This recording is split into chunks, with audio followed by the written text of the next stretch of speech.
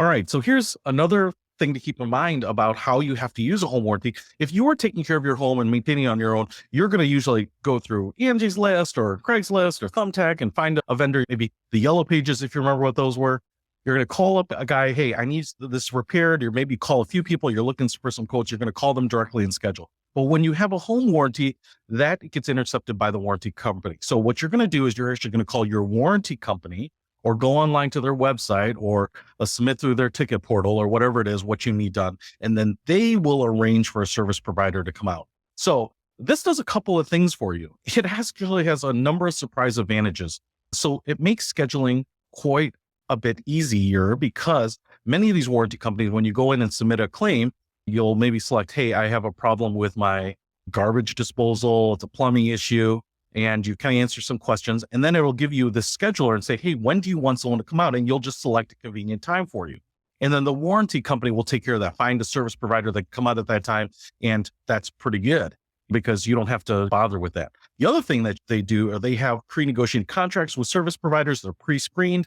And so you don't actually have to, one, try to read reviews. Is this person trustworthy? Did they do a good job? Do they have good rankings? You also don't have to worry about like how they get paid, like what payment methods they take. And on top of that, you don't have to care about like how much they would charge for that service. A lot of times when we're booking something privately, it's you get a quote for $250 and $300 and $220. So you're taking the cheapest provider. In this case, you don't have to keep shopping it around too, because those providers are handled by the warranty company. Some surprise advantages, actually, I think, for most of us in the consumer space to get these things done pretty easily.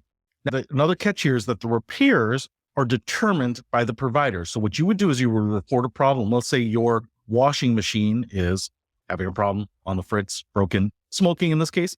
You report that. They would send out a service provider. They would look at it and decide whether they're going to repair it or if they're going to replace it. So you can't say, hey, I'd rather just have a new one. That's not how it works. They decide what they're going to do, and they will take care of that. Usually what's in the best financial interest of the home warranty company.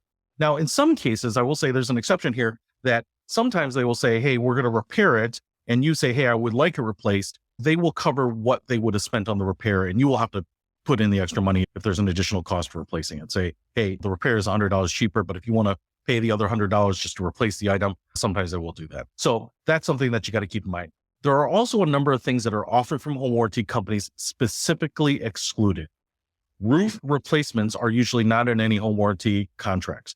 And roof replacement is not usually covered by homeowner insurance companies unless it's the result of damage or hail or something like that. However, many home warranty companies will cover leaks. So they will fix a leak if you have it, replace the shingles, do some drywall repair if need be.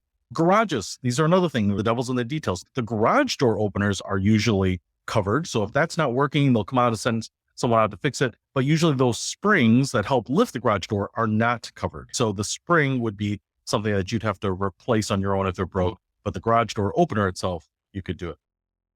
Again, on refrigerators, often the refrigerator is covered in most contracts, but things like the ice maker might not be. So some refrigerators don't even have ice makers. Some have them as a separate add-on piece, but because it's its own thing and maybe often has problems, a lot of home warranty companies will specifically exclude the ice maker.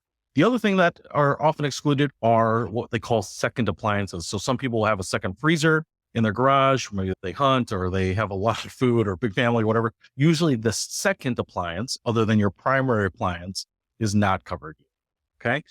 Now, there are usually a lot of things that are not included in home warranty contracts, but can be added with an additional rider or what they call a special add-in if you have a pool. So a lot of homes have pools with them. Usually those aren't covered, but you usually can pay an extra monthly fee to have your pool covered. Maybe you're on a well or a septic system. You live in the country or have those individual systems. Usually those aren't covered, but some companies allow you to add those in for an extra fee. Even things like coach houses and guest houses, depending on how much square footage they have, or pool houses, can be added on. Sometimes there's sinks, plumbing, bathroom, heating, cooling. And so that's nice to be able to just add that on to your existing contract. The other thing that is treated separately are what we call premium brands. So there are a number of premium brands in the appliance world, like this Viking here. You may have chosen to upgrade to this. This is not something that's standard or typical. So if you have a problem with it, often the coverage is going to be limited.